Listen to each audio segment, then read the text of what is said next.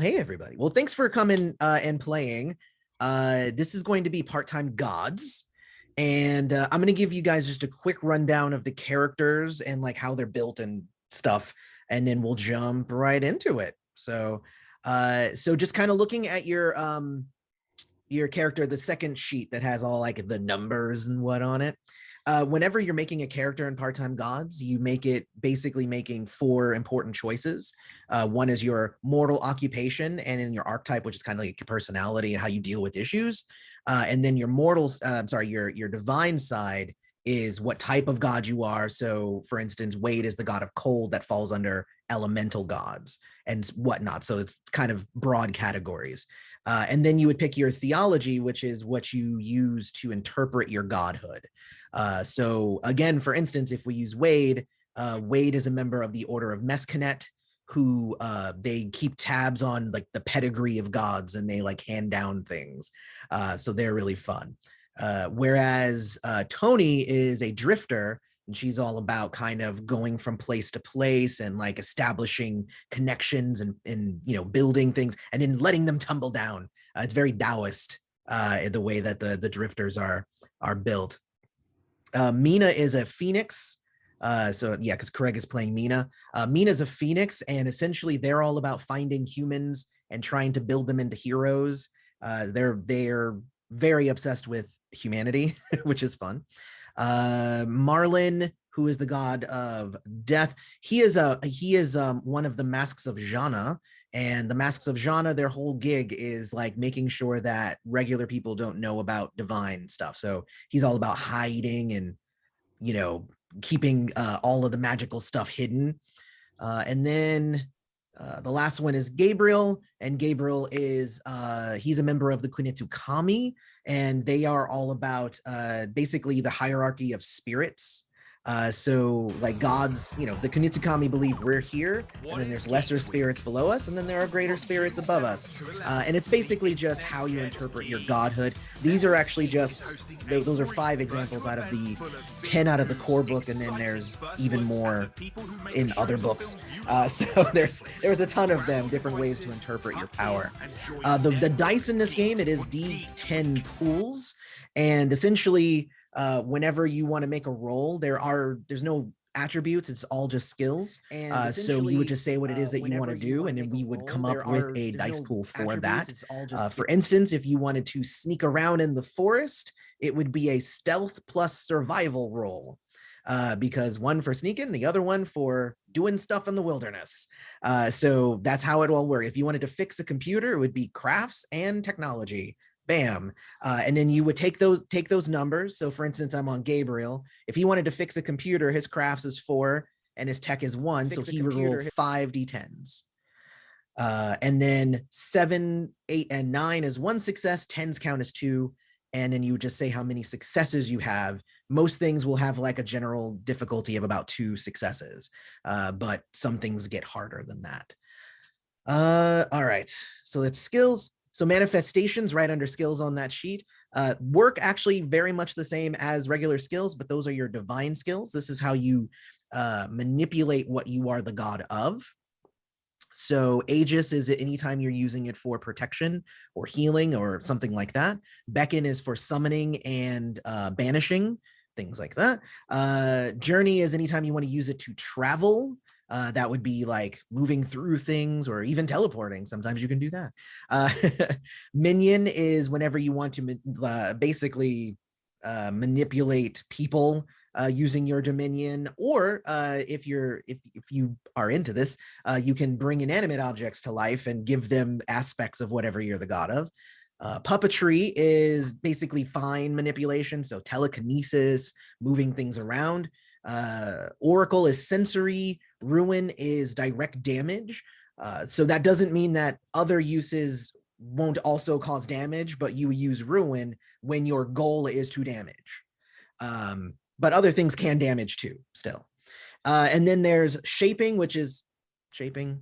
And then there's soul, which is manipulating the incorporeal aspects of what you are the god of, such as summoning spirits or changing the definition of things that go in line with what you're the god of.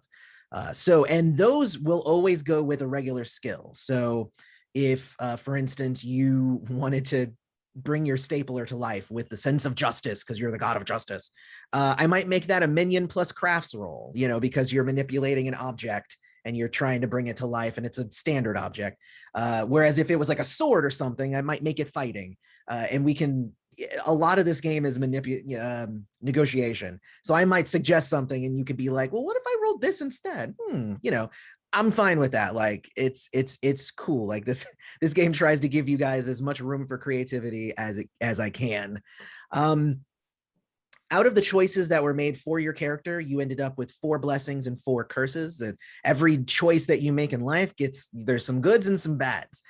So your blessings are usually going to be an additional die or a special little ability that you might get. For instance, Gabriel, he's an innocent is his archetype. And what he got from that was his martyrdom, which means if he takes a bunch of damage at once, that will basically benefit the team. So there is, in the middle of the table, if this was a physical table, there would be a Pantheon pool, which is a pool of dice that everybody can draw from as long as everybody else at the table is okay with it. So if you fail a roll, you'll be like, oh gosh, can I grab some dice from the Pantheon pool? And everybody will be like, yeah, go for it. Or they might be like, no, we need to save it for later. But you notice there, Gabriel's ability Martyrdom, if he takes a bunch of damage, it adds a die to the Pantheon pool. So stuff like that. Curses also add dice to the Pantheon pool. Those are basically you inviting chaos and bad things into a scene. They are active and not reactive. So yeah, I'll pick a different character. I'm picking on Gabriel here. So if we take Marlin's Everyone's Got a Past, which is gain 1 Pantheon die when something Marlin was once hired to do comes back around. It would be like, if I'm just telling the story as the GM, it'd be like, fine, you could be like, hey, maybe that was something that it's like, well, no, because the moment already passed. But like when I introduce somebody, you could be like, ooh, I want to activate this and say like, ooh, I like beat up his brother or something, like you can totally do something like that. It is very active, and it's basically, again, it's a way for you to replenish that Pantheon pool, because it gets used and it refreshes every session. So like whatever you don't use here, it gets lost anyway. So might as well use it and then replenish it. So the game is highly based on free time and wealth. So you'll be spending both of those, and you'll see each character has both free time and wealth at varying degrees. Usually if you have a lot of free time, you don't have a lot of wealth. And if you have a lot of wealth, you don't have a lot of free time. If I'm looking at this team, Marlin is kind of in the middle, and but Gabriel, Tony, and Mina all have lots of free time and no money, and Wade has all the money. So Wade has 8 to his 2 free time, and free time is used to engage in a scene. So anytime that you're going to engage in a scene, it's going to require you to spend free time.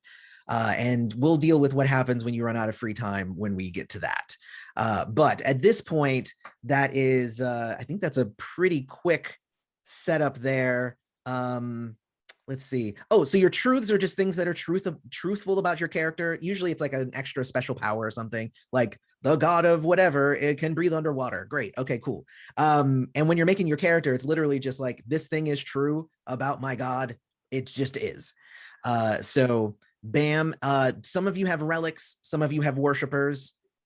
It's all different based on, because they're all built differently. So everybody has truths though. So there you go.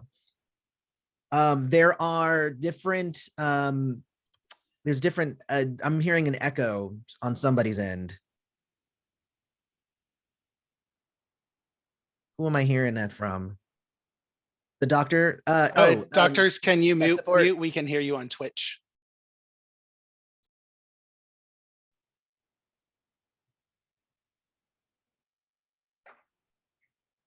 Okay. Yeah. There you go. Oh, he didn't have his headphones on. There you go. Okay. I was like, wait a minute.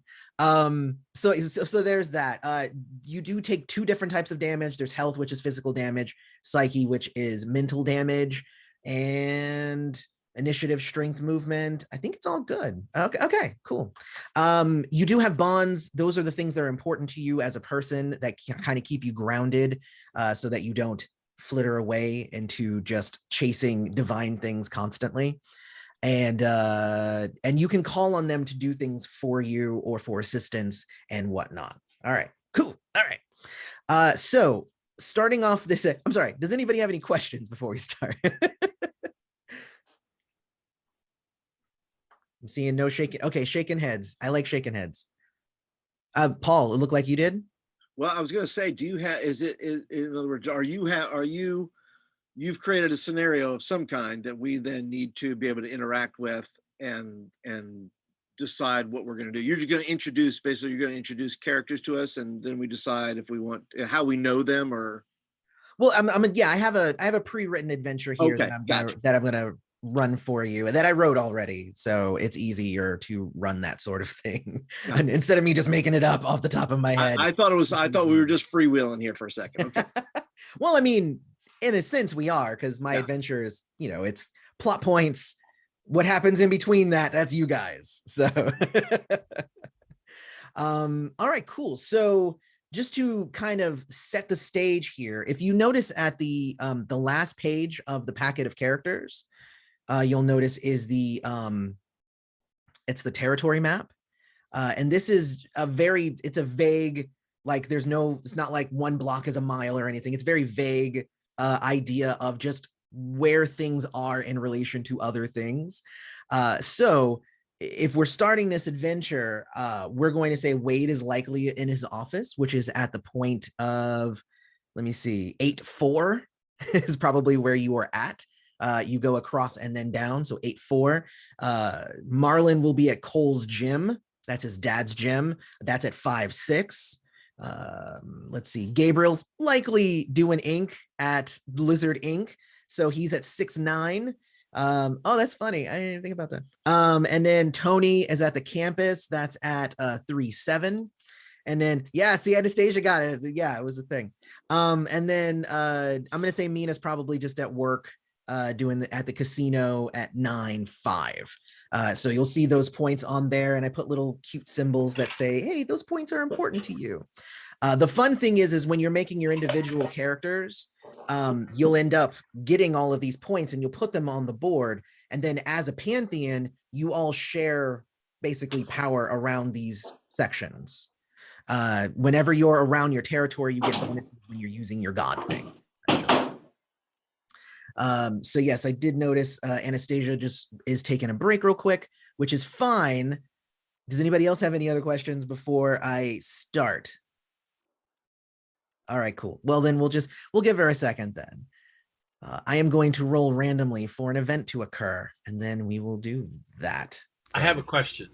Go for it. On the territory map, I noticed that there's a spot with my worshipers. Correct. Is that what is? How do they gather? How do I have worshipers in a spot? What is that? Which character are you playing? Mina? Mina. Okay, so you're playing Mina. Mina was literally handed her godhood. And what ends up happening is you are the god of light.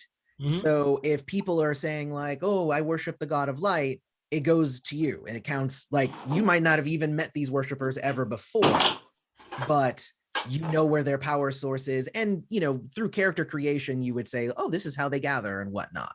For this instance, it's not necessarily super important, but it is a group of normal people who know you are a god, and that is where they congregate. A tanning salon? I mean... Could be, yeah. It could be a tanning salon. And again, like whenever you're making your characters, like I had one who was the god of swords, the god of swordsmanship, and he was like, "Ooh, I want them to like run like I want this to be a college campus, and they're basically the fencing team, and those are the ones who worship me." And so you can kind of make it whatever you want it to be. But they all have kind of different uses as well. So you'll notice that worshipers don't all just come with they're not all the same. They're very different from each other. And just a warning, I guess I'll just give a warning real quick to I believe Wade is the only one with zealots. Don't ask them to do anything other than something like bad. Because usually it's they're like, can I send them to protect? And I'm like, you're going to send the zealots to protect the person.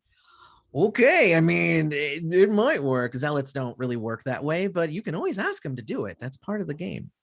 All right, cool.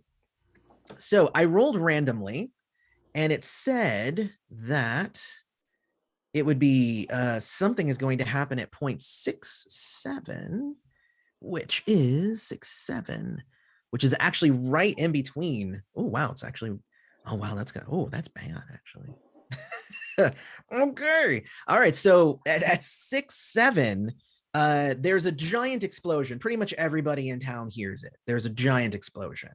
Or, if you're not right next to it, you just hear you hear something like in distance, but it looks like actually 6'9" Lizard Inc. is right there.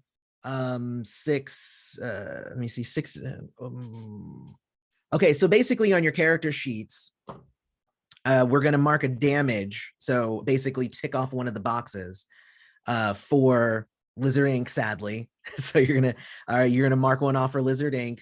Who's playing Gabriel, Patrick, and one for the one above it, which is at 6.6. 6.6 is Wade's worshippers. My worshippers. Yes, so you're gonna mark one off of your worshippers, and then also Marlin. And what is this one for Marlin?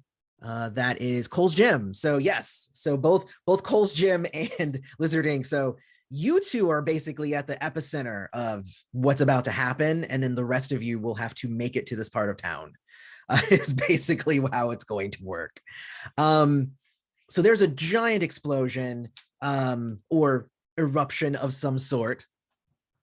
While you guys are kind of just doing your normal thing, Wade is interrupted in the middle of sending like an email, like a really boring email that he does not want to send. Marlin's likely training because he actually has a fight, an exhibition fight coming up with a guy named Roach, and he doesn't want to do it, but Roach is really kind of testing the reputation of the gym, so he really needs to train in order to get this done.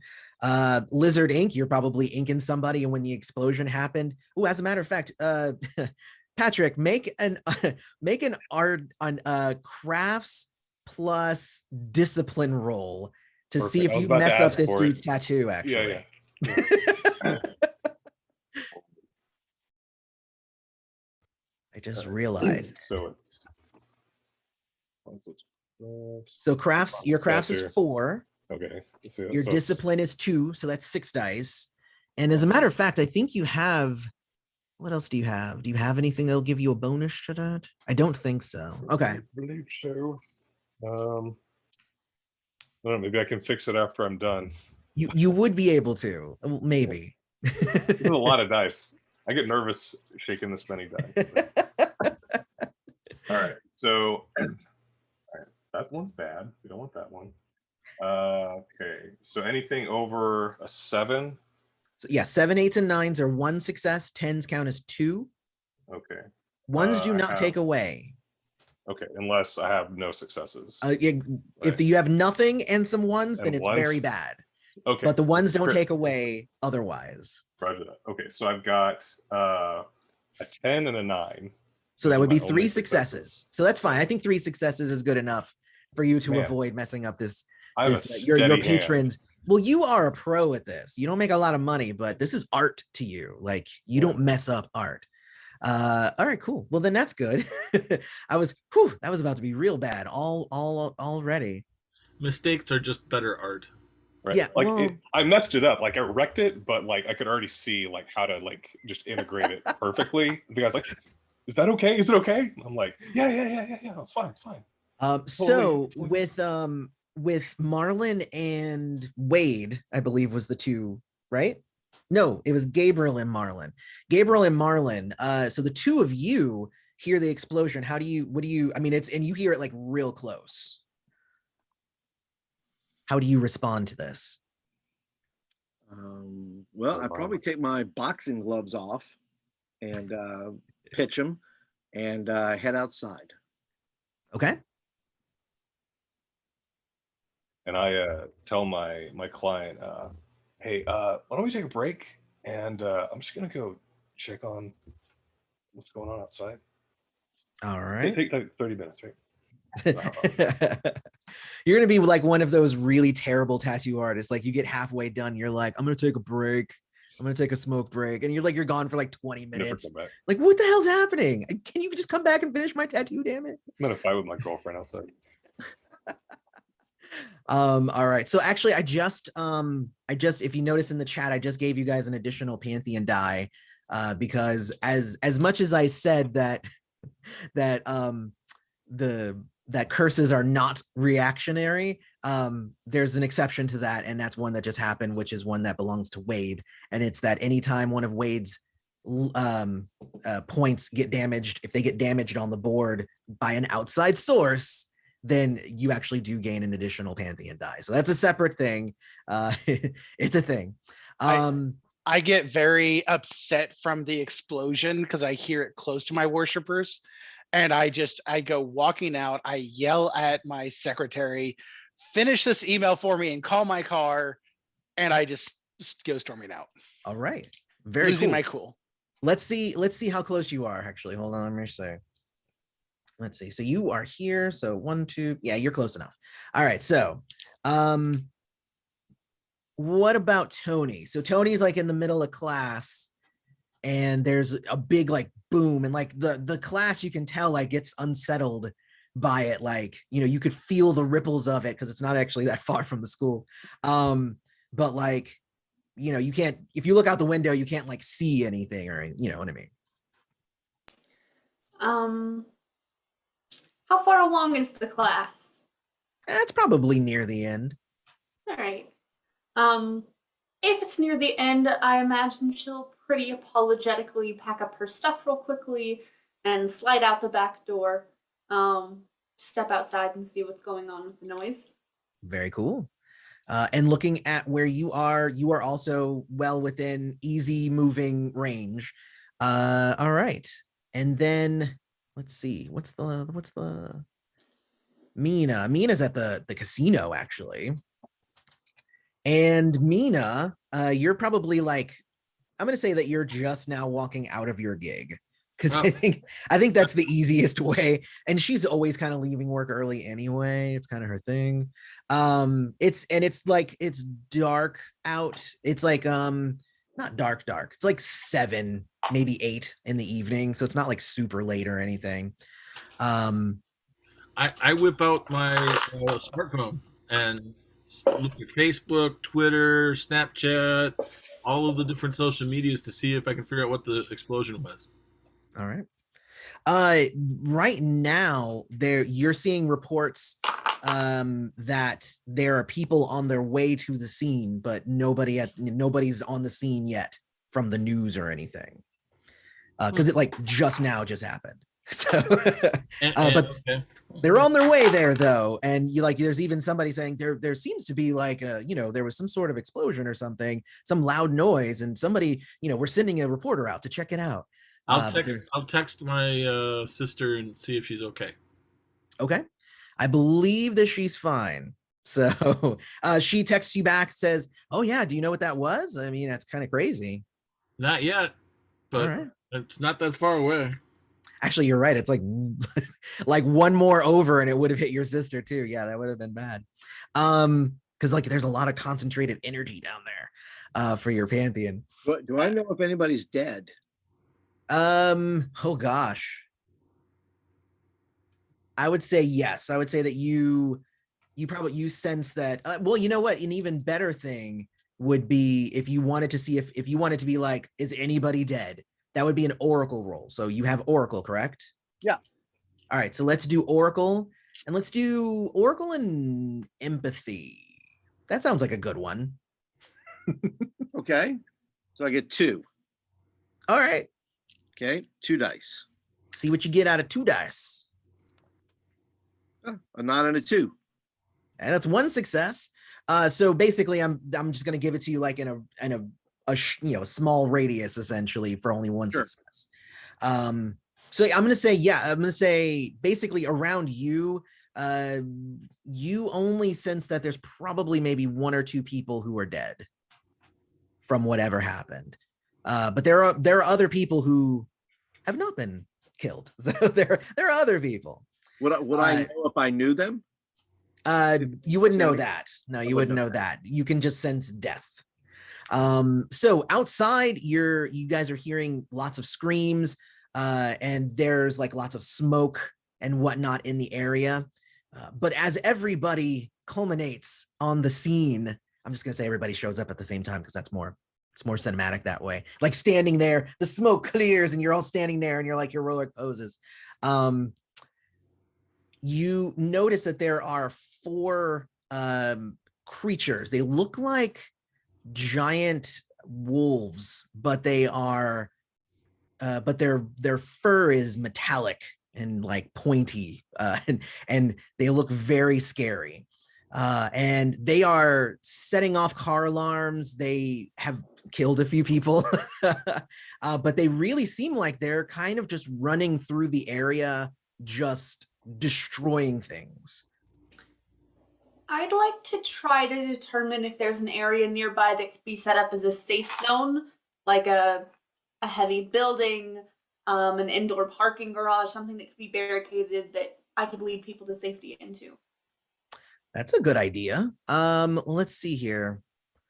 Well, what I will say, because you are Tony, as a matter of fact, and this is actually happening at a point that is undefined, what I'm going to say is you have a thing called, what is your ability called? It's called instant domain.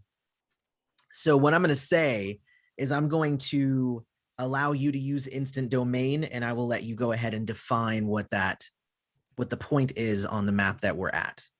Okay, perfect. So that means that you would spend one of your fragments, if I recall. Yeah, spend 1 fragment. Okay, and we get 3 fragments. Everybody correct? has 3, correct. Okay. Yeah, I didn't define that before. I apologize. No, that's okay. So you would spend 1 of them, and then you would be like, bam, this is whatever you want it to be, a parking garage. That's fine. Okay. She will go ahead and set that up. Then we'll say we're downtown. Maybe we'll use a nearby hotel lobby. That's a little more comfortable than a parking garage. And she'll just start, once that's been set up, looking for stragglers or people that are, out and about and bringing them into safety. Awesome. Does anybody else have any quick thinking things before there's a battle? I would like to see where there are any survivors. Okay, so kind of the same idea as Tony, kind of looking for survivors, people to help. I'm gonna actually, since it's still light out, I'm going to actually manifest the ability to see and perceive through anywhere there's light in the area. Okay. All right. So let's see. So you do have 1 oracle.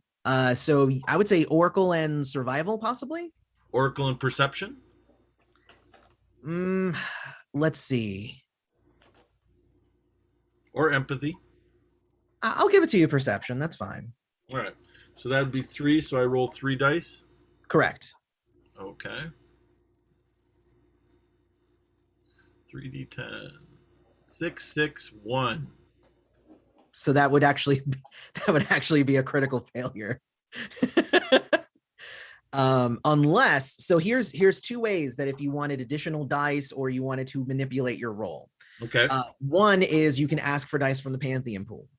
That's an easy way. Hey, can I use a dice? Yeah, cool, go for it. All right. Second way is you can spend free time. If you spend 1 free time, you get 2 dice. And that's an easy way for me to basically mill your free time away. And then the third way is for you to spend a fragment. And if you'll notice under fragments on your sheet, you get 3 successes on a regular skill roll or 2 successes for a manifestation. That's not dice. That's just 3 successes and it works, essentially, or 2 successes. I have to try again. and I'm going to ask for 2 dice from the Pantheon dice. Is everybody Fine cool with with 2 me. dice? Yeah. All right, go for it. You don't have to roll again. You just be adding these 2 dice to your already existing roll. But I roll those 2 dice or no? Yeah, roll those 2 dice. Yep. Okay. All right. So I'm gonna roll those 2 dice, and I'm going to spend a fragment to get 3 successes at the same time. 2 successes because since it's a manifestation roll. Okay. But yes. So what did you get on your dice though? 7 and 9. Okay, cool. So that actually gives you 4 successes then. All right. Is that enough for a boost? I would say no, not in this case. Then I will use a stroke of genius to double the number of dice. Okay, so you want to roll 2 more then? I want to roll 2 more. Go for it. Oh no. I rolled a 1 and a 3 again. It's Going well. This is not going well. which is fine because none of that stuff takes away from your already existing successes, so it's fine. All right, cool. I'll spend 1 more fragment to get 2 more automatic successes. Hold on. Before you do that, what is your goal in getting a boost? I'm trying to do the perfectionist. Oh, I see. Well, okay, so but technically you did not fail the roll because It says you gain 1 Pantheon knife. She can't stop herself from trying the same task again and again until she gets a boost. okay. Perfectionism is Mina's crux. So There are survivors I have not found. I know they're there. but here's the thing. So here's how that would work so I understand what you're doing now. Okay, I get it now. I was more because I'm a GM that says yes to everything. I'm like, yeah, do that thing. Go for it. Now that I understand your intent, so what you would have said is, like, oh, I tried to do this and I failed. I'm going to activate my curse, which I would say, okay, cool. You have failed this round. Next round, you have to try again. Then the next round, you have to try again. Next round, you have to try again. That sort of thing. It wouldn't be adding on because, again, when you did that, it added on to your existing roll, which means you did not fail. You actually succeeded. So, but is it a failure? Is it triggered by failure or triggered by not getting the boost?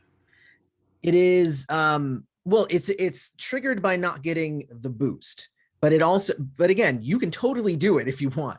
The thing about manifestation rolls, though, is that you don't necessarily get boosts on manifestation rolls. Okay. All right. Thank you.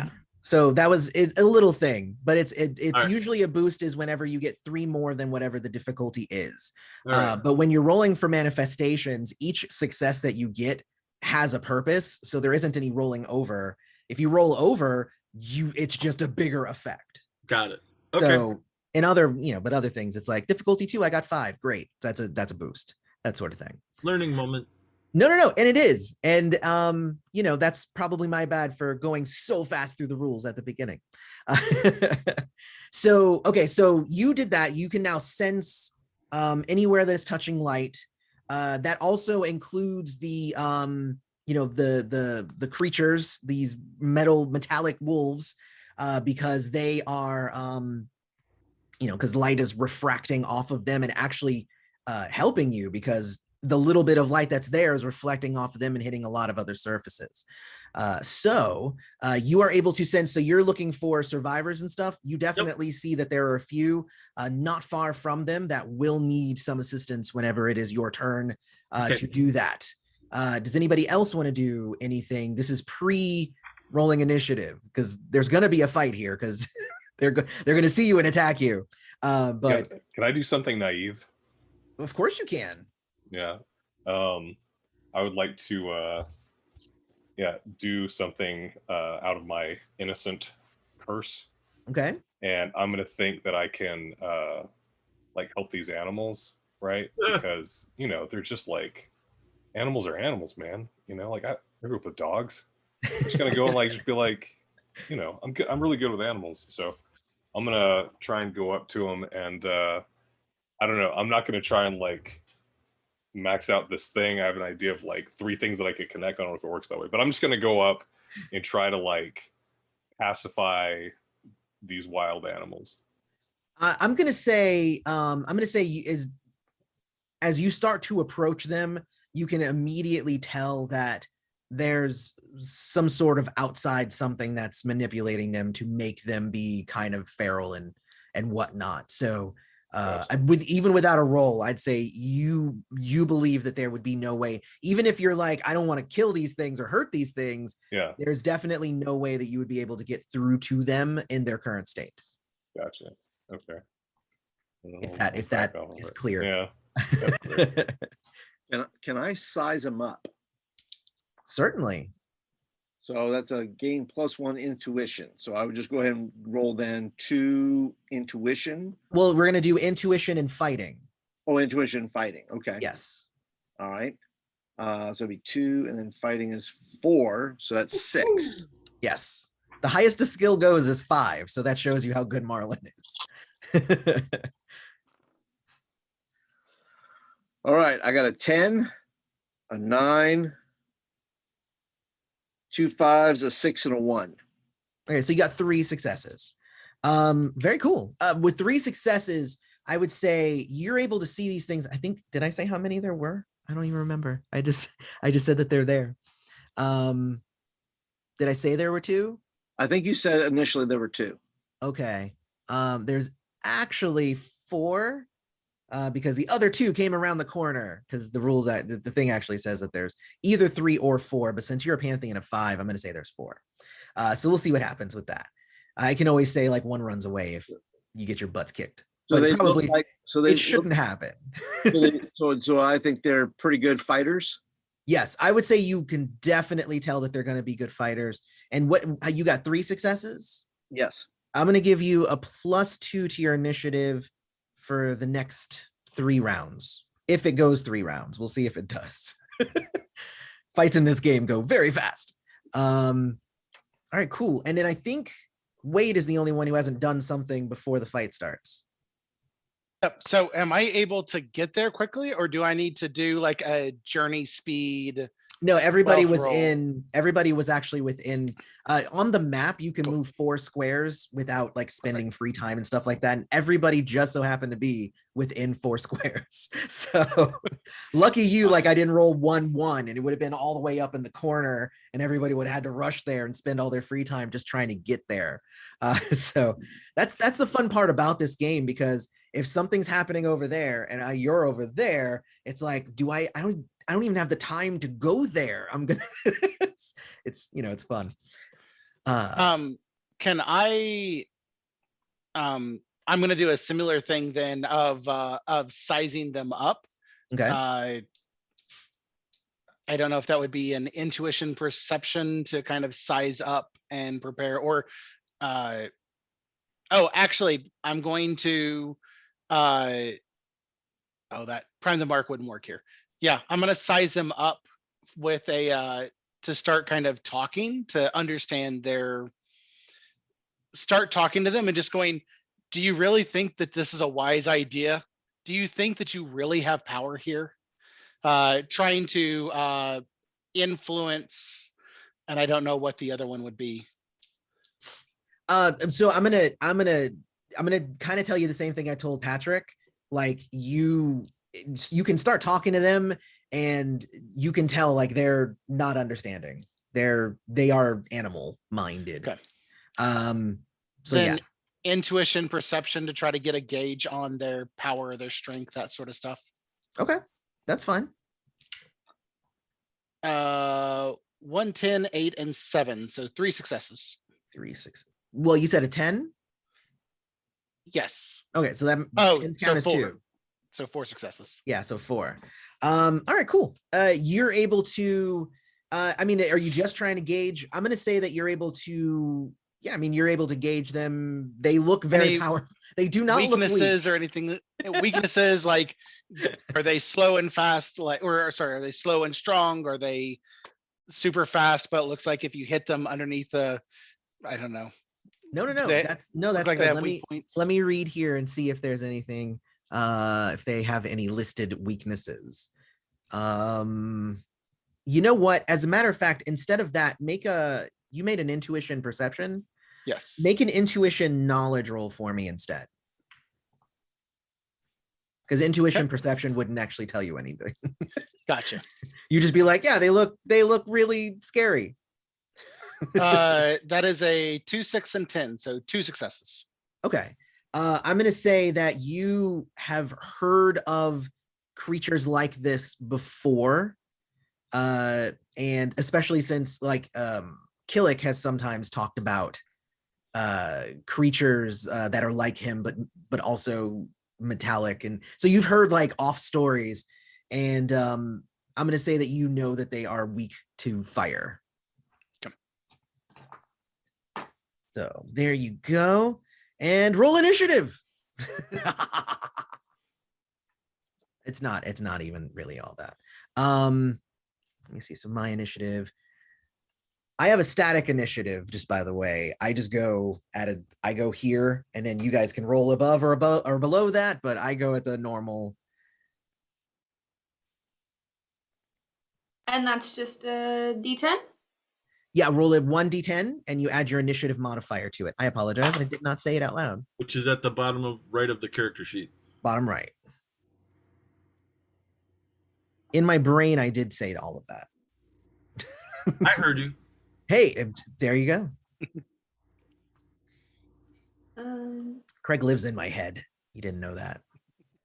I have real estate all over the place.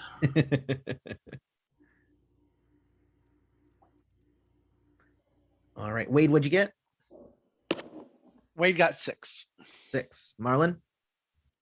9. 9. And that's with your +2? That is +5. But your size them up, I gave you a +2. Oh, that's right. So that's 11. Excuse me. So you're at 11. Okay. Gabe, what did Gabe get? 7. And Tony? also 7. And Mina? 15. 15. Wow. Rolled a 10 and have a +5. Well, I guess Mina's going first then. Light moves fast. Unless I want to spend a fragment to act first. Oh, that's right, because Marlon can do that if he wants to. Did you think want I to do will. that? Yes, I do. Okay. Marlon's going to spend a fragment. He goes first. All right. So I'm gonna see if I can. Now, I guess I assume we all know each other because Yes. we're all part of the same. You're a Pantheon, correct? Oh, yeah. Okay. So I will see how close is the closest one to me. You within, like if you run up to it, you can Okay.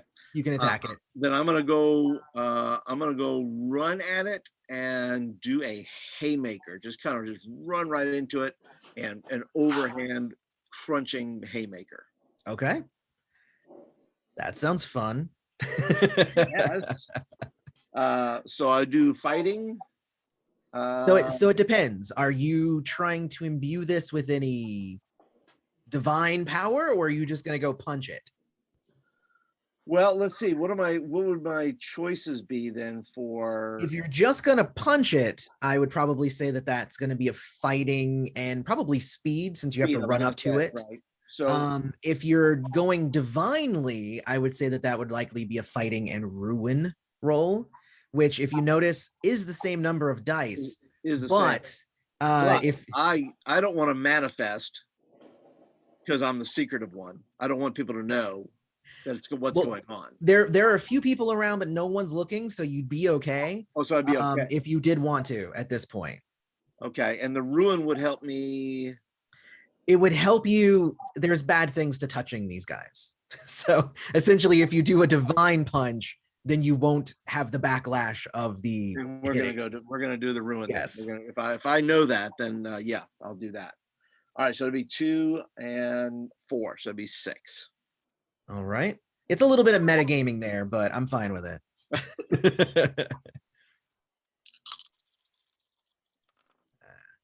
So I am rolling. All right, I got a 7, an 8, a 4, a 5, a 9, and a 2.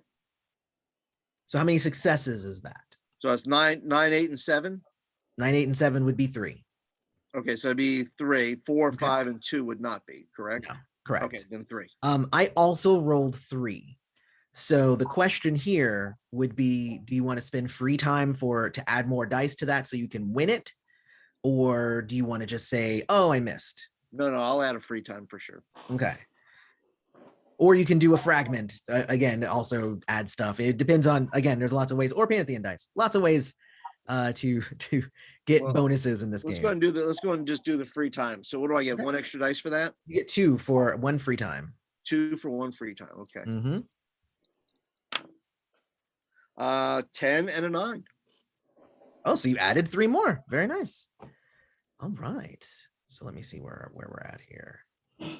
So you with 3. Oh man.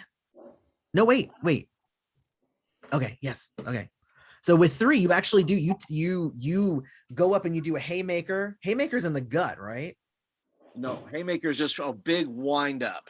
Oh, that's this one. Gotcha. Right. Okay. I was thinking this. There's a word for it in the the gut check or something. The bread basket. Bread basket. That's it. Good job. So yeah, the haymaker. This is stupid names for them. But it's a haymaker right across the wolf's face, and I'm gonna say you just go up and you go, and it's out just after 1 punch because you're that cool. That's how Marlin is built. So, Mina. I will pick the closest survivor to one of the beasts. Okay. And put myself between them. All right. And summon my sword. Sounds wonderful. And stand between them and yell at the person, run to the hotel. Okay. Very cool. None of that requires any rolls. You definitely do all of that.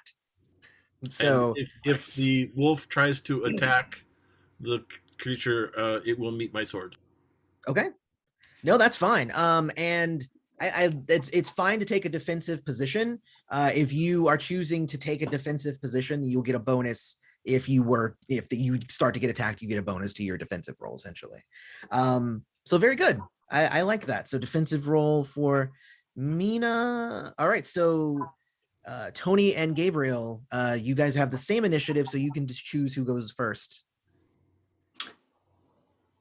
I have something I would like to try. Okay. I'm still unclear, I suppose, to what extent we can use magic, but this seems like something the God of Beauty would be able to do. Okay. So I'd like to cast, those big fields of flowers in movies that are have the sleep dust? Yeah. She wants to cast a big gust of sleep flowers, kind of like a sleep spell. Okay. They're metal, so I don't know if that would work. But it is divine magic, so that is correct. So one thing I'll say, they're not made of metal. It's just that their fur is instead of it being hair, it's more like metallic strands, that sort of thing. So yeah. So they're not made of metal, but they're metallic. Yeah, I mean, you're right. But the other thing, so the way that the rules work in this game is essentially if you're doing something that's spot on for what you're the god of, then roll to your heart's content. If you are doing something that is tangential, then you take incremental negatives to whatever you're rolling, essentially, depending upon how far off it is from what you're doing. I think that's a little far off in terms of effects. I would say if you were going for just making beautiful flowers grow, that's one thing, but to have the sleeping effect as well on top of that, that would be the part that would probably go too far outside of what your dominion is. So what would the negatives for that be?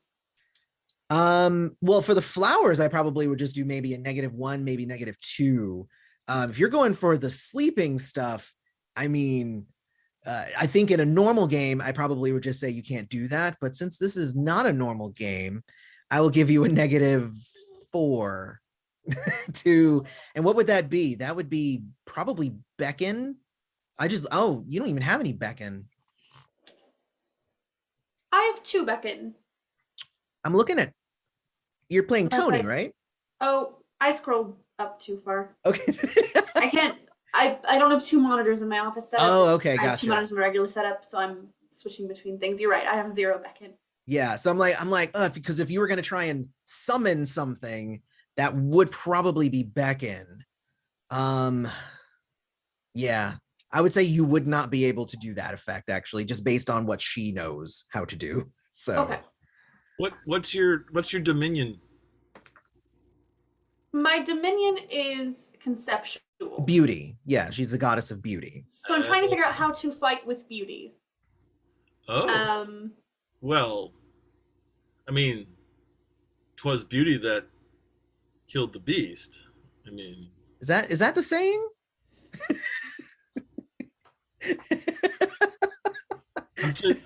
that's what the end of the King Kong movie. It wasn't the helicopters that got him. 'Twas beauty that killed the beast. One thing. Go ahead. I suppose I'll try to charm them. You could try to charm them. Another thing you could try to do would be to blind them. That'd be something that beauty could probably do. So there are some offensive things you can do with beauty. But yeah, you want to try it. You can try and charm them. You have no minion. Minion is what you would use to do that. All right. Well, I do have 3 fighting, and I get a +1 fighting if I'm attempting to protect someone. So I guess I will just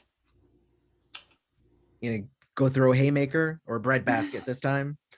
It's very out of her character. You can hold your turn too, like if you really have just no clue what to do.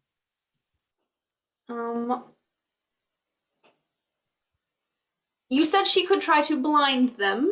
Yeah. I'll try to blind them then. What would that be? I would say that's likely going to be let's see. That more than likely would have been ruin, which she also does not have any of, which is so crazy. Like all the stuff you want to do, she is just not set up for that stuff. Let's see. But let's do this. Let's do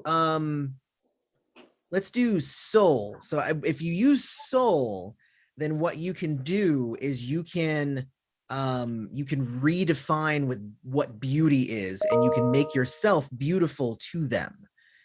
So that is something that you can do, which will kind of give you the same effect of what you're trying to do, which would be to kind of charm them. So we can use soul sort of to do that. Could she add perform to that?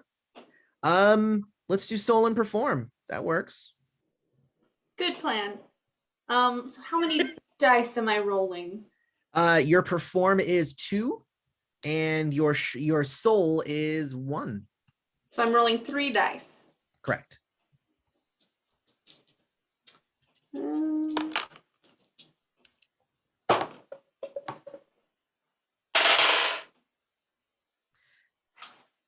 Two 0s and a 1. Look at that. 4 successes. That's amazing. Great job. See, that's why people are like, I only have 2 dice to roll. It's just like, sometimes you can get a lot of successes on that. So 4 successes. I'm going to say that, the second wolf is adequately charmed, because I'm going to say that they are seeing you as kind of like one of them is kind of seeing you as their master, kind of like, because they're enthralled with you because you're so beautiful. So let's say that. I like that. Told ya. We got there. So here's the thing is like, so if Anastasia was making a goddess of beauty, she'd be like, look, I want to grow fields of flowers, and I want to be able to blind. And during character creation, I'd say, well, make sure that you take some ruin, and make sure that you take some minion to charm people. Make sure you take this, and when you're building your character, you would do that.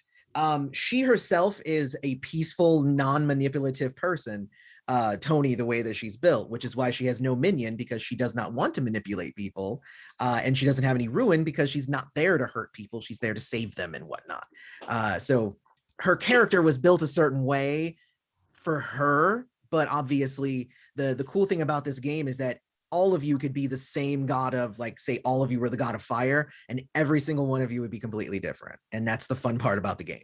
So It's very curious though that her fighting is 4 potentially when she simultaneously has no fighting abilities. well, she doesn't have any supernatural fighting abilities, but she can fight a regular person pretty good.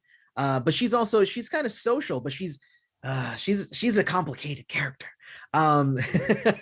She's She could actually fight.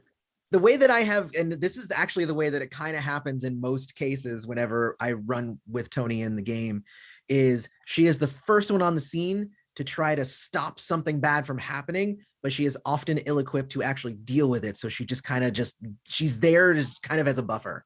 That's what she does. But there you go. That's kind of like, that's how she handles things. She's just like, that's what she does. But like, if she actually had to punch you or something, she'd be like, I don't want to do that. Gabriel, what would Gabriel like to do? Yeah. Long way around there. Sorry, I rambled. No, you're good. So Gabriel, like seeing these metallic wolves, pretty aggressive. I'm gonna try and talk to him. Not gonna do him. Take a like long hit off my vape pen, and I'm gonna go talk to Mina because we're cool.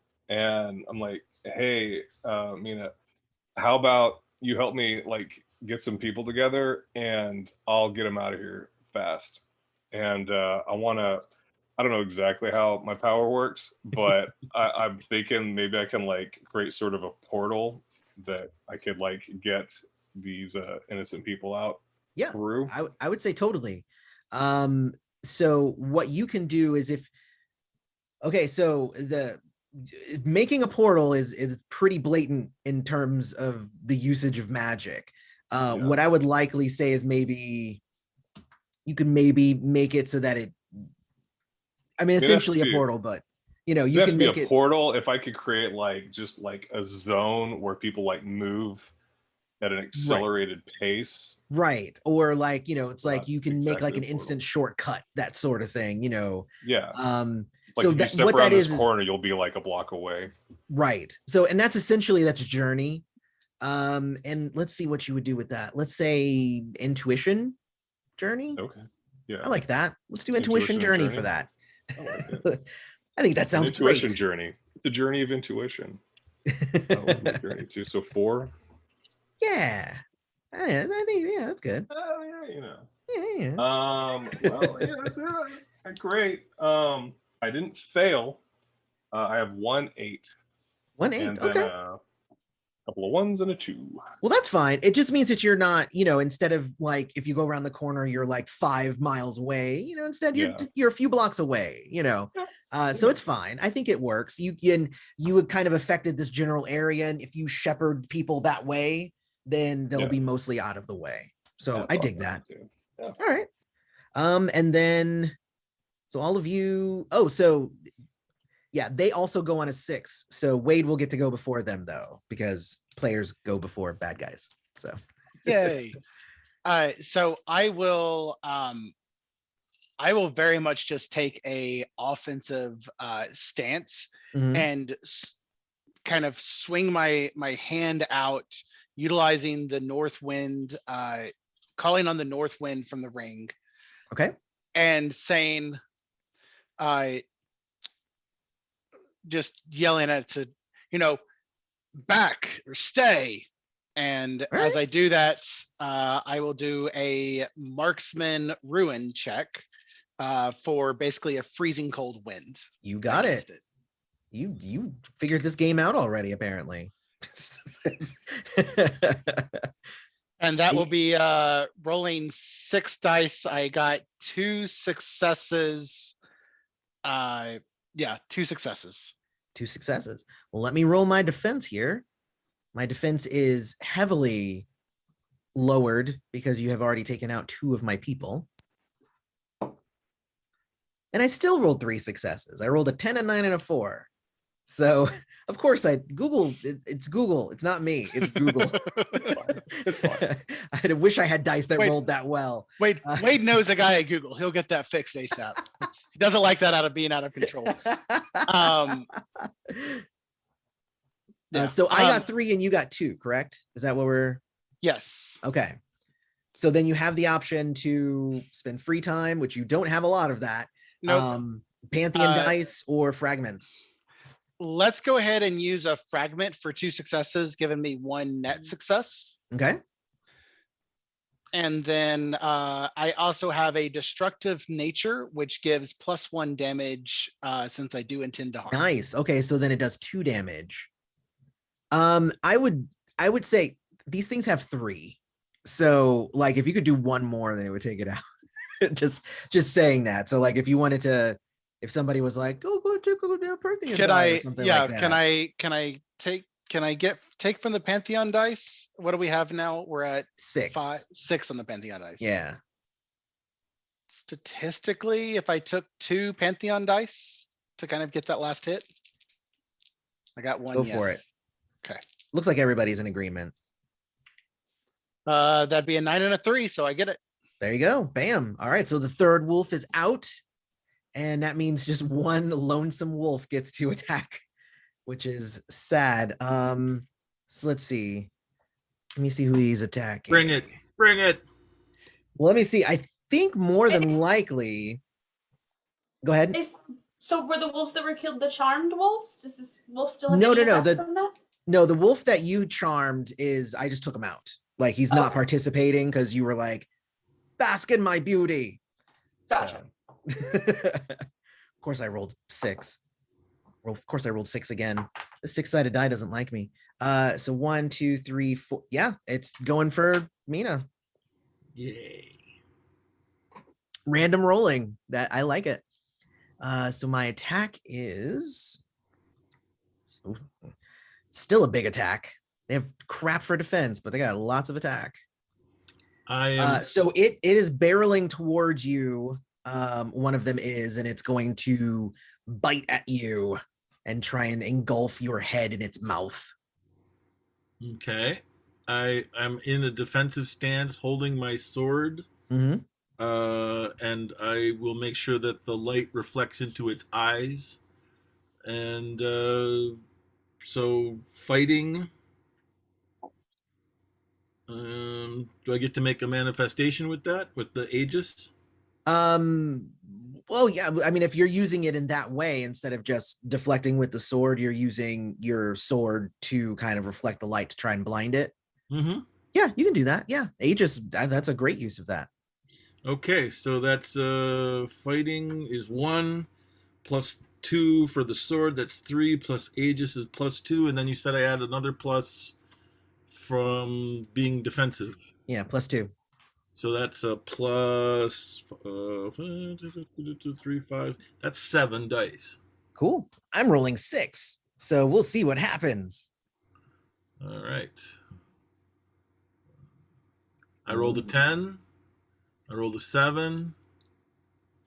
And another 10. An 8.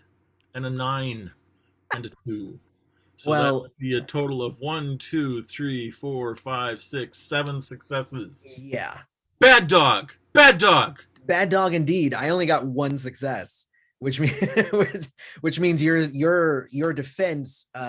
See, that's an example of your defense. Basically, your difficulty was 1, so you would have boosted on that. And I'm gonna say like it came up to try and bite you, and basically you just sliced its head off because that's a lot of successes there. And So for the boost, can I then like back up and escort the person behind me to safety? oh, I mean, I'd assume that you had kind of already. I mean, you can escort them now if you want, but you had said run before. But they may or may not have. Oh, I was assuming that they had listened to you. All right. You were very commanding in the moment. So. Okay. Very cool. Well, that fight is over. And nobody touched them, which is good because you would have taken bad things if you had touched them, except for Tony and Marlin, I guess. Yeah. So there you go. And we have a pet. What's that? And now we have a pet. And now you have one of the. Now you have one of them. Let me see here.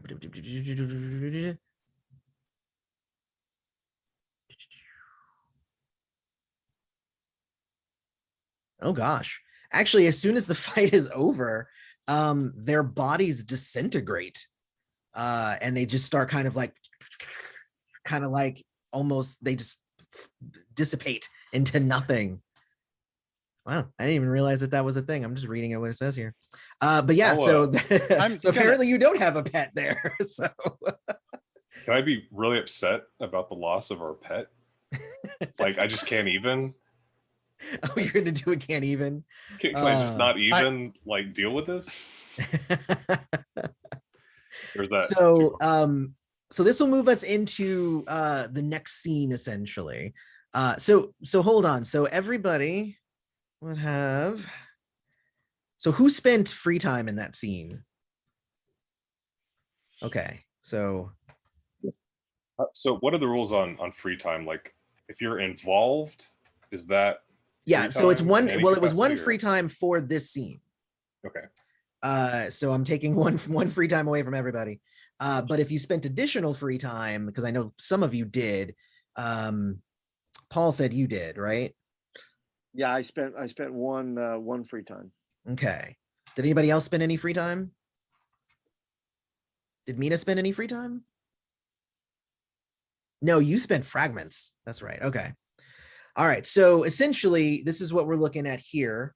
The first number is free time. Second number is wealth. So now we will be going into a second scene, which would mean all of those numbers get reduced by one more. So yay. And the scene now, and the scene now would be, what do you want to do? Essentially. Because I never just say like, you're definitely doing this next thing. Although for the adventure, the next thing would be to basically figure out what these things are, where they came from, that sort of junk. So you guys get to decide where you want to go to do that, how you want to do it. So let me see. So it says literally wherever the attack happened, that's the bad part of town now. So all of a sudden, essentially, like it just starts getting really bad and kind of run down. And, there's lots of, and honestly, this is actually really close to Cole's gym and whatnot. So it's probably not the best area of town anyway. So that works out. So now would be, where we would investigate the creatures essentially. Having the adventure here, I do have some suggestions, but I want to see, do you have any plans on what you would like to do with your next scene? I'm gonna go and in a different light from Gabriel, go and kind of kick through the ashes and then use puppetry to bring the ashes up and kind of inspect them without touching them because I don't want to get dirty. Okay. But I'm just kind of, to Tony, I'm gonna say, such a shame. It would have made you a very good pet, I believe. But what I'm really doing is investigating and trying to figure out like, what domain does this fall under? Do I know who could have summoned these? Okay. Or brought these about? So just overarching here. So your plan is to stay here for this scene and investigate the wolves. Yes. Right? Okay. And investigate the damage and this is now the bad part of town. Like everything that's happening is I'm staying here currently. Yes. Okay. So wait, that's Wade, not Marlon. I don't know why I was writing that. So Marlon, what is Marlon doing? Marlon is doing something similar.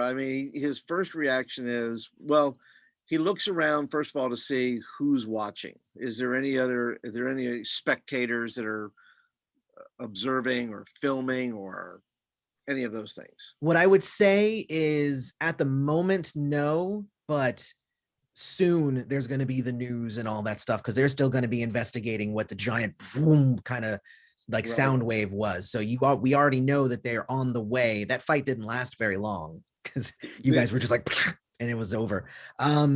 So your plan also with Marlon is to stay here, correct? Well, well, I'm looking around. I guess at that point, I'm as part of just some sort of general searching to see if that boom came from below or above. Like, did they drop from somewhere, or did they emerge from somewhere? Gotcha. Or just appear from somewhere. Right. So that's what you're doing. Mina, is Mina sticking around here to investigate, or are you going somewhere? Mina's gonna head into the safe hotel that Tony created Okay. and talk to the survivors and make sure they're okay and see if there's anything that they saw, while at the Okay. same time seeing if any of them are potential worshipers. Got it. All right. Gabriel. Yeah. There's a couple things I was thinking about.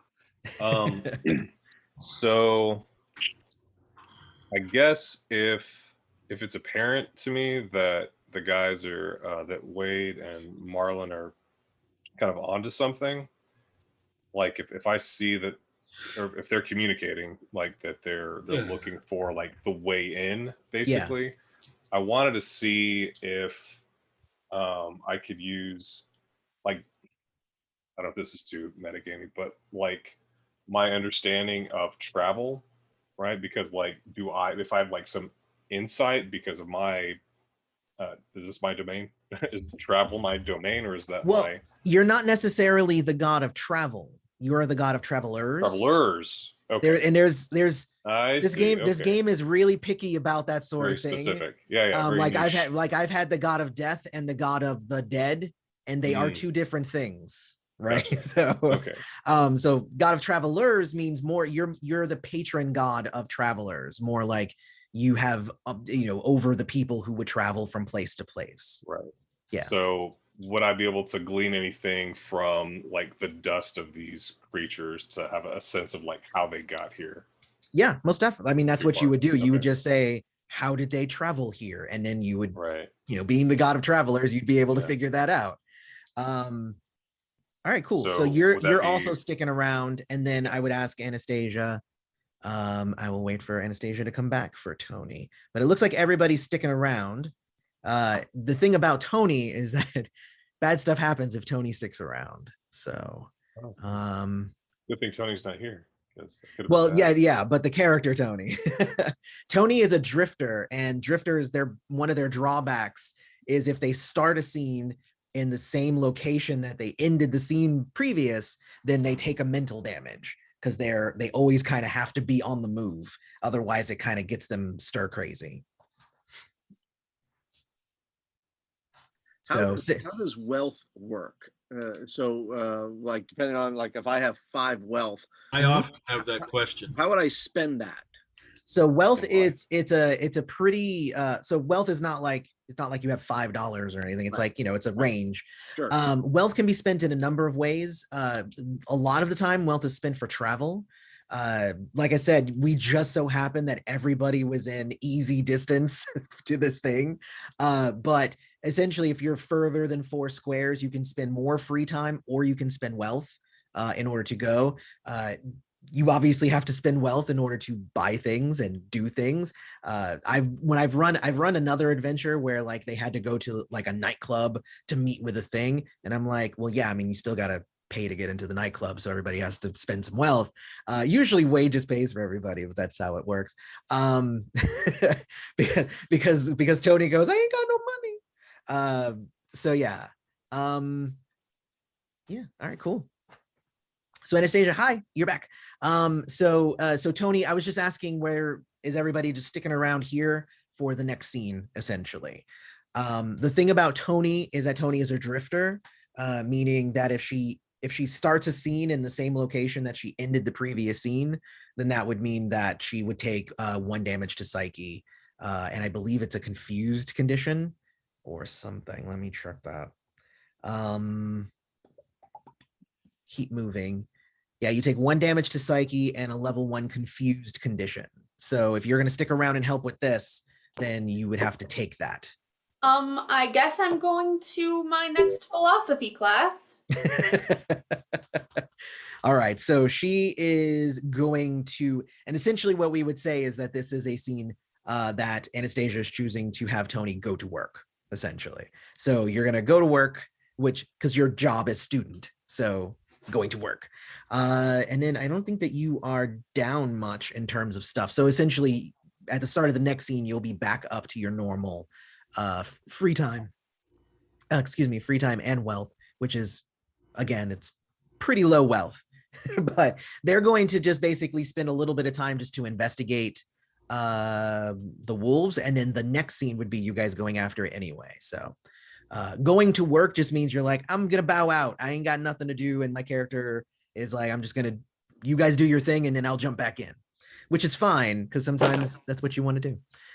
All right, so some of the suggestions here as well, that is in here. Haley's not in the group, so that doesn't count. Can I also, just because it takes a number of scenes. Yeah.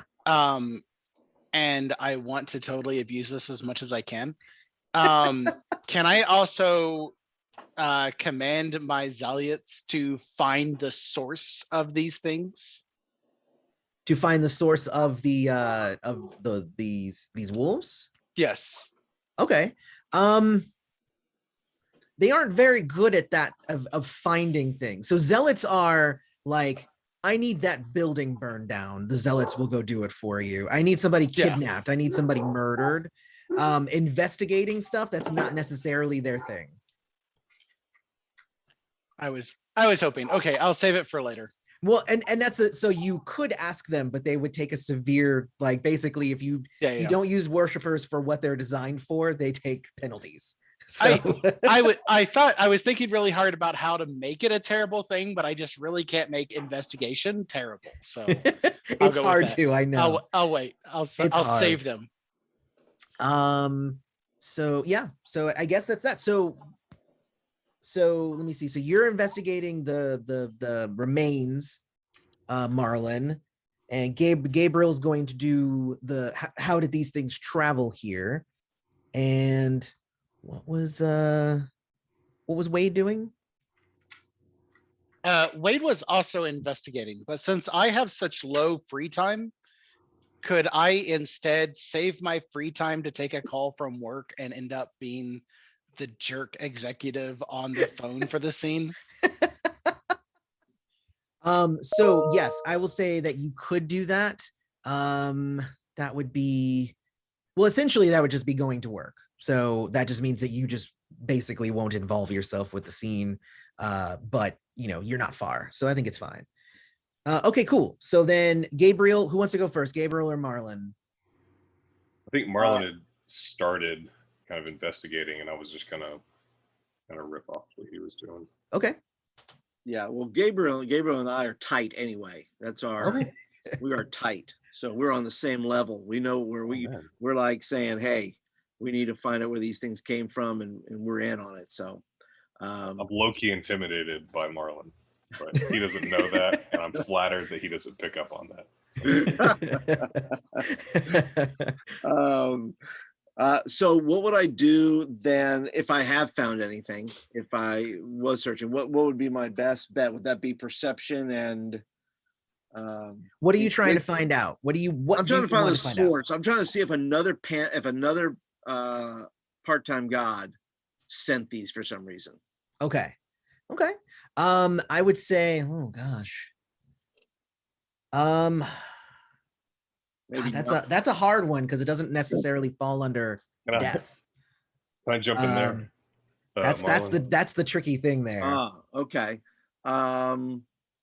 So let's do Gabriel's. Yeah, okay. Let's do Gabriel's because Gabriel's definitely falls under. Yeah, and that's an easy one.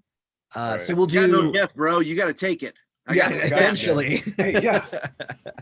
No, you can count on me, man. I got this. So wait, I want to put my hand on his shoulder just to find out if he's going to die in the next 5 days. Because I want to. He's not going to die in the next 5 days. Okay, good. All right, just checking. I always kind of check. What's going on there, man? He always wonders why I'm doing this. Like, hey, how you doing, man? Like grab him by his shoulder. And go, okay, you're good. All right. Marlon's just always touching everybody in the group. Like, yes, I am. I'm just checking on people. That's all. No, unlike the player, Gabriel is like emotionally touched by your touching. But yeah, don't put your hands on me in real life.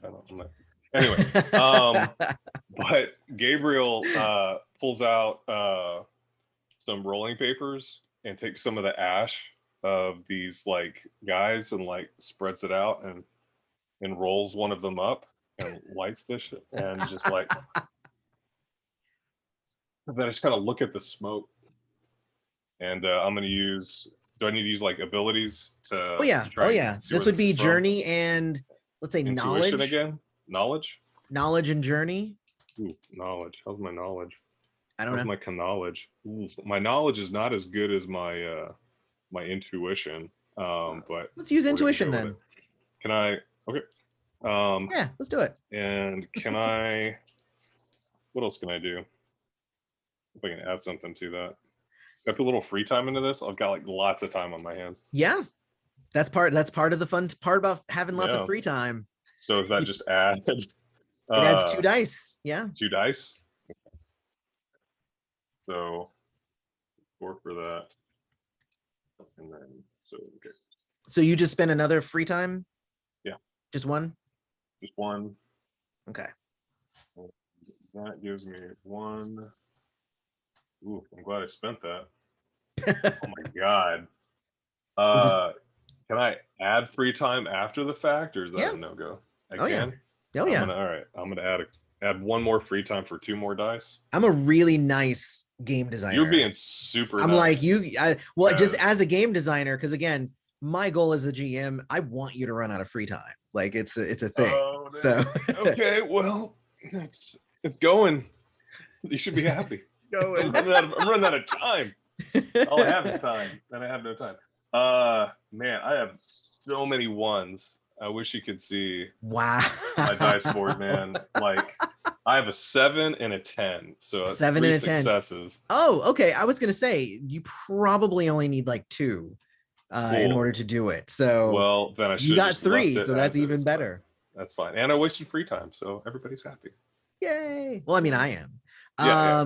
So Just want to keep the DM on my side. yeah.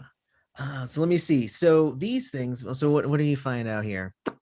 Figure out where these guys came from. So the you find out that these things came through a portal, and it was a fairly aggressive portal that kind of Terminator style. So Yeah. the loud noise was like the shockwave of the portal kind of opening and closing very quickly. And you can definitely tell that it leads back to the I'm not actually rolling any dice. I don't know what I'm looking for at my desk. I'm rolling virtual dice here. Inspiration. I was like looking for my dice. Let me roll this real quick, but I don't have any. So let's see, 0.22. So you can sense that the portal leads back to 0.22 on the map. If you look at the map, because I just rolled randomly for it. So 22, and that is the junkyard.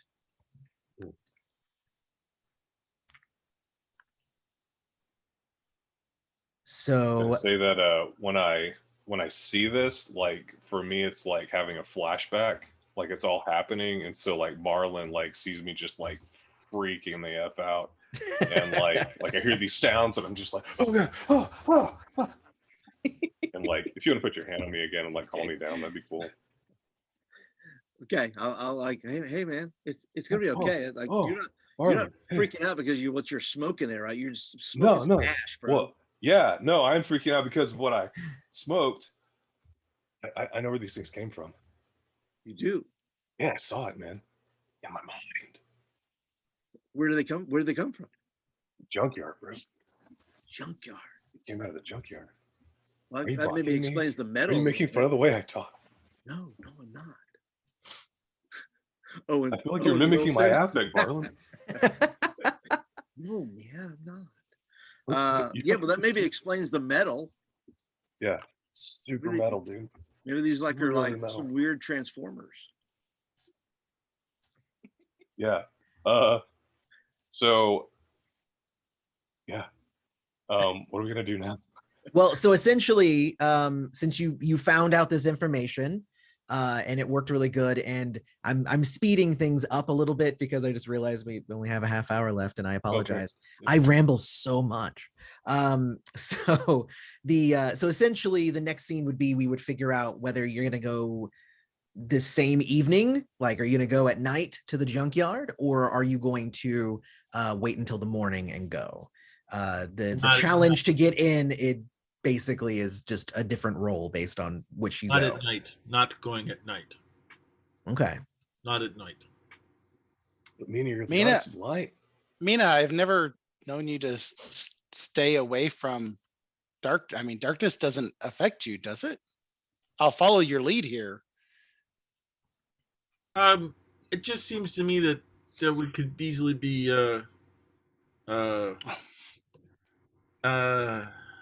I'd really rather not go at night.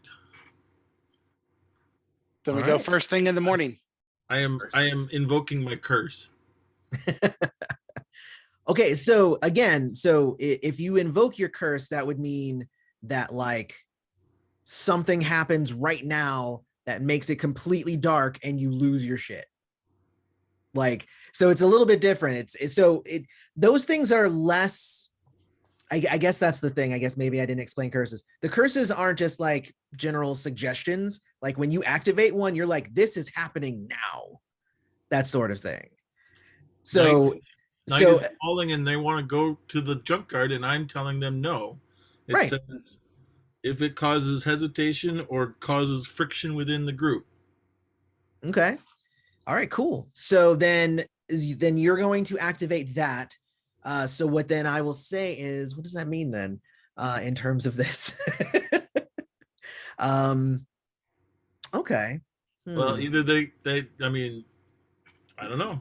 Either they have to change their plans, or they have to drag me along in the dark, or they have to tell me to go somewhere else. Stay home. Well, I guess that's what it would be. I guess that would be you choosing to go somewhere else, essentially. So where do you go then that's not the junkyard? I'm telling him it's really dangerous to go. I think they should wait until the morning. Are you guys going to wait for the morning? Everybody can be together? Waiting for the morning. What's that? We should definitely go tonight. I think we should go tonight. I think if we wait until the morning, I mean, if more wolves or something came out, then that would be a disaster. All right. Well, I'll you can call me if you need me. I'm gonna go check on my followers. There you go. I leave, and that adds a die to the pantheon. It does. It does. All right, cool. So then you're gonna go at night. So you get to the junkyard, and it's a giant area, piles of junk, big gates, all locked because it's nighttime. So essentially, you will be somebody will be making a crafts and stealth check to pick the gate lock. Or if you have some other way to get in, but that's the easiest way to get in. It's just you go. I just want to point out that if you'd waited till the morning, I could have done that with 5 dice. I'm just saying. Yes. She is our crafty one in the group. So I don't know who has a good crafts plus stealth. Who wants to give that a shot? Crafts, guys, like I can can anybody hit it really hard? no, I can't. I have athletics. I could jump over the fence. I have pretty Or- high crafts and stealth. Mm? I could Okay. try. I could try. All right. I have 3 crafts and 2 stealth. That's pretty good. That's 5 dice. Hey, See? I look up to Tony. Yeah. Tony knows. It's okay because Tony's going with you. You don't need me because you've got Tony. That's something. All right. Okay. 10, 8, 2, 5, 1. Oh, geez. Well, the 10-8 that's 3 successes, so you're just fine with 3. Okay. So yeah, you're able to get past the junkyard. And with that crafts and stealth, that's kind of like it's all built in. You're also able to get past the dogs that are sleeping because you guys are so crafty. They're just regular dogs. Oh yeah, they're junkyard dogs. They're not You know, spiny. Okay. they're just dogs. There's What nothing about metal crazy going on here. But you're following Gabriel's kind of sensing of like where, you know, so you know where you there's not like going to be like a maze of junk you have to make your way through or anything, because you know he's like I know exactly where to go. he's honed in. You just have to get there. Like I exaggerate it. Like I'm like, ooh, hey, oh, I feel it. I feel it. But really, it's I don't just need to like do if you that, just but I walk in the just try to make direction, it. you got it. Yeah. So essentially, you go to the back of the junkyard, and it's kind of in the middle of where there appears to be like an isolated clearing. You have to like kind of go underneath a car, you know, in order to get to it. Like it's not super easily accessible.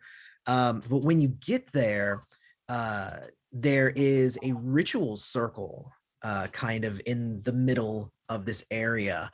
It's still intact, with a sacrifice right in the middle and everything. It's very gross. Ooh, and it's look at this. It even says in the adventure, and something that Mina turns away from immediately, but Mina isn't there because she would have gotten really grossed out by that. So yeah, so basically there's a dead body there. So if anybody wants to make a medicine roll, then you can inspect the body. That would be one way that you could do it to get all the little details. Otherwise, it's a dead body. That's what you're getting. Can I beckon the dead body? Can the dead talk? So since you are so you wouldn't be able to do it to the dead body, but you could summon the spirit of the dead. You could summon the spirit. Okay. If you were the god of the dead, then you'd be able to mess with the body, right? But god of death, that's more ghost territory. Gotcha. So you can do that. Let me see. Is there anything here? Yeah. Does anybody want to make that medicine perception roll? I mean, I need 2 successes on a medicine perception. I will attempt that. Okay. I'm not the great with medicine, but I am perceptive. So seems like that should be something Gabriel's good at. Is he not good at that? Nah, I'm weak on medicine and perception. Oh man. Both ones, but Wade got 2. Okay. Wade got 2. 2 is what we needed.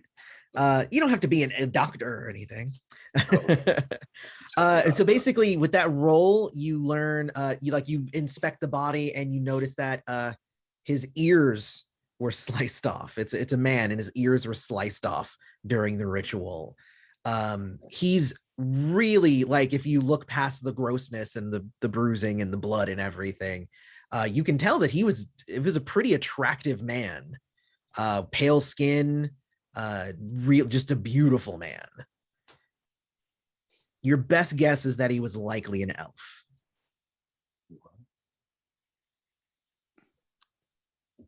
Freaking out. Can I talk to him? okay.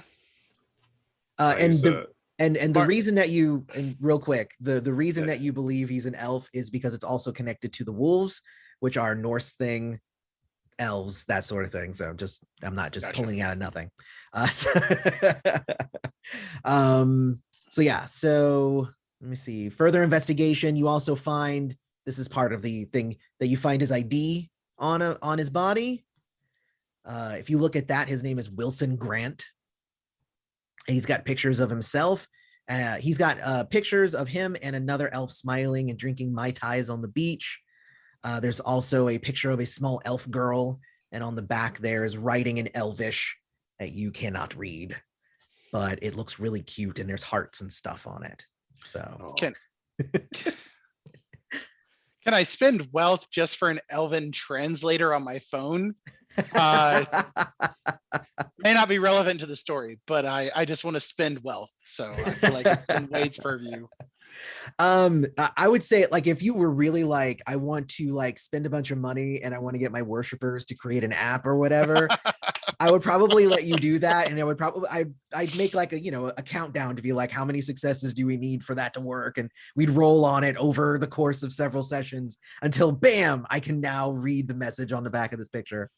Nice. Is really the thing on the back of the picture says, to Uncle Willie, I finally graduated 6th grade. I love you. Like, that's literally what it says. So yeah, there you go. So that's if you inspect the body. I also have here if you inspect the ritual site. Marlon was going to speak with the spirit, right? And Marlon wants to speak with the spirit. Actually, I'm going to say, Marlon, you can sense that there's something with this sacrifice that makes that spirit inaccessible. Like whatever way this person was killed here, their spirit doesn't exist anymore. Like it's a vile thing that happened Pretty here. bad if their Yes. spirit doesn't exist. Does that lead me to suspect anything, or like I said, I'm still wondering if there's another pantheon at work here. That's because they sacrificed this to somebody, I think. It's possible.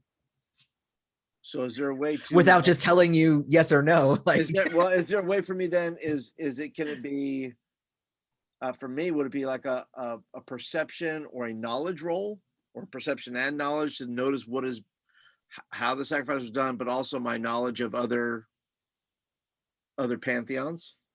So what I'm going to say, so just for context, a pantheon is literally like gods who end up living near each other in a town, and they don't want to go to war. Like you guys don't necessarily all get along, but you're like, I don't want to fight any of these people, and if my stuff is in trouble, I can call on these people to fight with me. You don't necessarily, so, but there are other pantheons, like on the outskirts of yours, there's another pantheon. I would say that there isn't any, I wouldn't even make you make a roll. Like you probably have communication with war. What's that? Is there a pantheon that does want war? Is there a I'm gonna say no for now. Like there's not in terms of you guys are pretty low key, and you rarely even engage with the other gods that kind of exist in the same city. So so yeah, but also there's not much in the way, like elves are what are considered outsiders, which are supernatural creatures. They're called outsiders in this setting.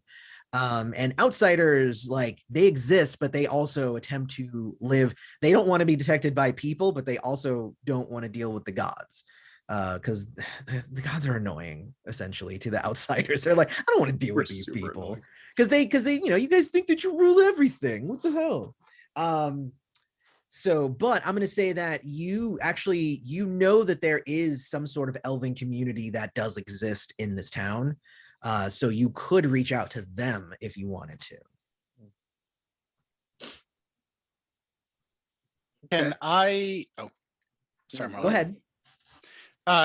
Can I do a follow-up knowledge perception on the summoning circle to see what or who it was trying to summon?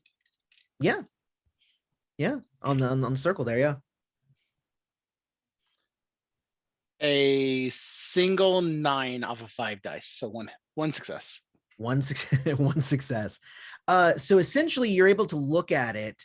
Again, I'm assuming that you're not like moving or messing with anything, but you're able to look at it, and you let's see. What does it say here? What did you get? You see that there's a brand, like a sigil of some sort. It's not one that you've ever seen, but Wade does know people that you could reach out to for information on that sigil. So out of the many markings in the ritual and stuff, there's like one sigil that seems to repeat itself a lot.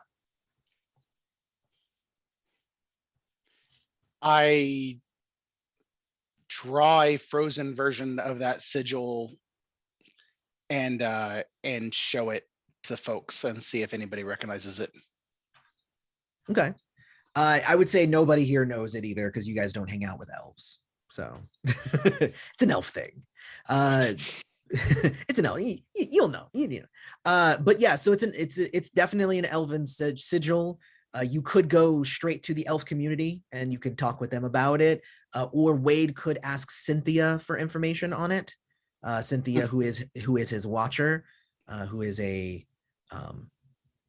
good way to get information. I I will. noticed Craig just lost. Did the whole thing get messed up like on Twitch because we dropped somebody? Oh, yep, it did apparently. Okay. Yep. I'm sure I have like a bar. I'm like half my face is happening right now. I'm not actually watching the Twitch. I should probably go watch it. So Wade will. I wasn't sure how to use Cynthia, so that's good to know. So I will give her a call, knowing that she has that kind of Overwatch and nature. So I will phone a friend. Okay. And essentially how you use your bonds is you would strain that relationship by marking one of the boxes. That's called straining the relationship. Gotcha. And then you would then invoke something of her, like, give me this info. And you can do that with any of the people who are important in your life. And every time you force them to do things for you, you hurt their relationship, which is wonderful. It's just like real life. Yeah. It's like real life. And if you have a really strong relationship with somebody, it goes up to level 5, then you can abuse them more. And they'll put up with more, essentially, before they're like, no, I'm out. The joys of a one shot is I don't care. Exactly. Well, and Cynthia's a special one as well, but it's a whole thing. It doesn't really matter. So so you strain it. She sends you text her the symbol.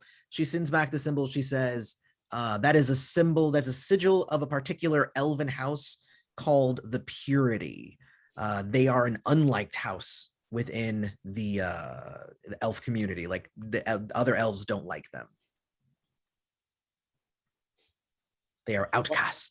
Why don't they like them? They are outcasts. They are kind of like, like they're like the outsider house of the elves that are constantly fighting with the other elves. Okay. Like, so do we assume that we need to go talk to that house then? you wouldn't want to talk to that house, but if that symbol is being used and they're sacrificing elves, and part of this is being used to summon things that are destroying, basically you would want to reach out to the elves in order to get their guidance or get their assistance in trying to figure out getting back, essentially down to the bottom of things. All right. I say I call us a ride and we head to the elven community to sort out the rest of this. Okay. So everybody's gonna go there, and I'm gonna roll to see where that is on the map. Let's see. Are you rolling 2d10 to Yep. decide where things are at the map? Yep. Nice. I roll 2d10 and it changes. Like as soon as that location is no longer important, it's, that I could roll that again and it's something else. The only important things are the things that belong to your characters. So I just rolled, what did I roll? I just rolled 7-5. Where's that? Is that actually something? Right in the middle of my domain. Yeah, no, it's right there. Okay, so 7-5. That is a nightclub, which is interesting because it's, oh no, that's not bad because it's right down, like downtown is where your office is and stuff. Yeah, so it's like a downtown club. Let's see. So it's a club. It is called the Equinox. It's a nightclub. It's near Tony's Cali Park as well. Yeah, I like that. Oh, that actually works out really good for the story because the climax happens at Cali Park, which is kind of interesting. So it's just random rolls. It just happens that way sometimes. And I like that everything is kind of happening all in the same area of town as opposed to having to run around everywhere. So the Equinox is a nightclub where elves are known to congregate. So Mina and Tony have been there for parties in the past. Usually it's but like never really with the knowledge that, oh, these are elves, it's like more just like it's a party place, so you can go there and have some fun. Let's see. So even if you don't have an invite, you're brought in, and yes, well, yeah, and that's kind of the thing here. So essentially, gosh, this adventure is normally set up for like a con, so like usually a 4-hour slot. So I've been trying to rush through a few things, and it's making it all confusing, and I apologize for that. So essentially, the next scene would be out. We'll wrap it up there, as a matter of fact, because I don't want to keep anybody later, and we really only have like 5 minutes. The next scene would have been an interaction with the elves there, and that's where you would have learned more about the different houses of the elves. This is kind of a fun introductory kind of adventure. So you learn that the purity is a forbidden house banished by most of elf society. Only renegades belong to it. Let me see. If the meeting goes well, the elves will offer assistance with taking out the Razorbacks, divulging that they have a fire vulnerability. And they send an elven hunter named Stutat with you to go and fight it. Stutantalus is his full name, but you guys don't really need to know that. But Stutat is what he goes by. Yeah, and then you would go to Alley Park, and you would fight this the basically the woman, which I kid you not, and I didn't even remember that I named her this.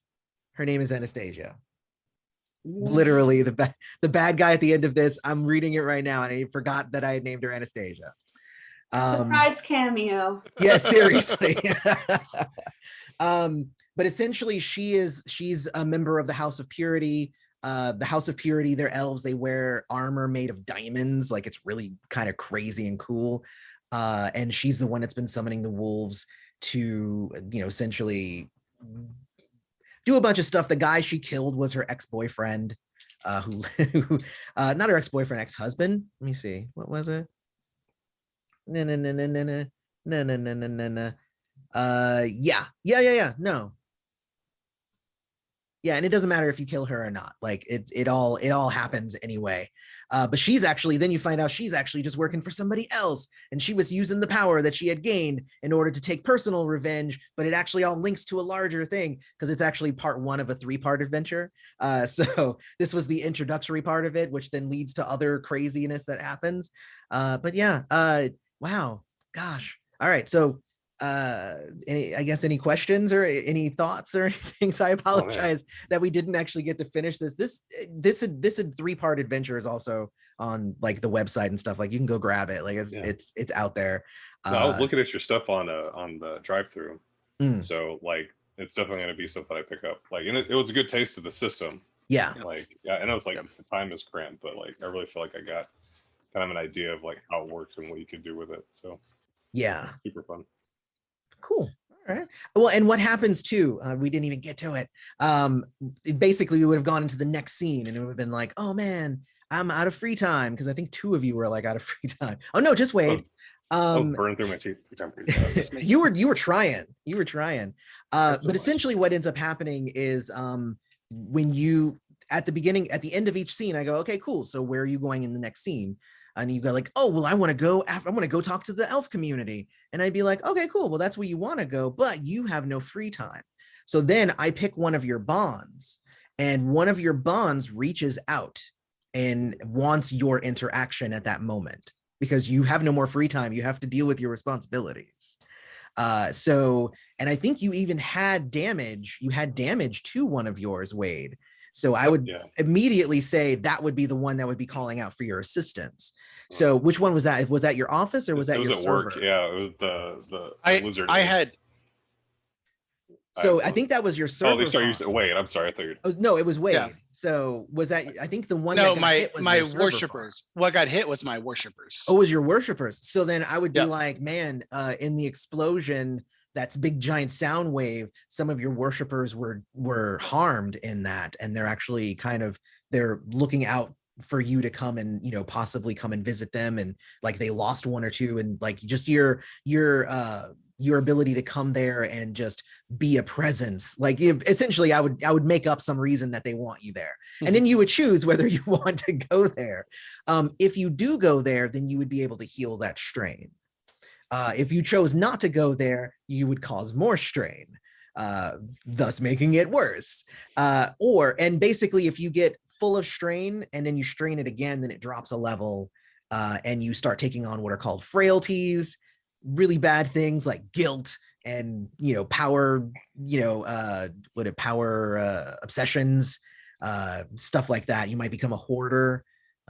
There's a whole bunch of frailties in the game that essentially, whenever your relationships start to weaken, you start kind of taking on negative aspects of your personality.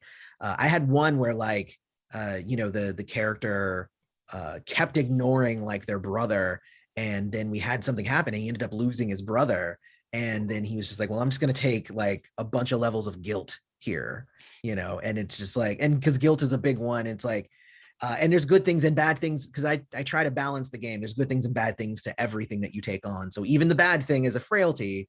Like I think it's you take negatives for like, because you might just get stuck like in your guilt, so that sucks, but also you get bonuses to like empathize with other people who might also share guilt, and stuff like that. So there's stuff that you get on top of that, even though it's a bad thing technically. So, and the game itself is like, everybody starts off with spark 1, and every time, this is basically like your level 1, and every time you achieve a new level, you have to start cutting away the things in your life that are important to you, because you are replacing those things with divine power. So eventually, it might get down to where Tony has to choose between caring for the people who are at her school or caring about her sister. It's like you have to give up one of them, and obviously you give up the campus, and you're like, screw those kids. But I've had people where it's like they had their wife and their kid, and like, it's like, like who do I cut away from my life? And it's crazy. That's like long-term play, when you get into that sort of thing. And that sort of thing can really, really shape where you're going in terms of the story that you're trying to tell with each of the different gods. So yeah. Do you have like character sheets online as PDFs, or are they part of the book? No, they're in the back of the book. So if you get the book, it's there. But there's also, if you go to thirdeyegames.net and hit the freebies page, all the sheets are on the freebies page for all of my different games.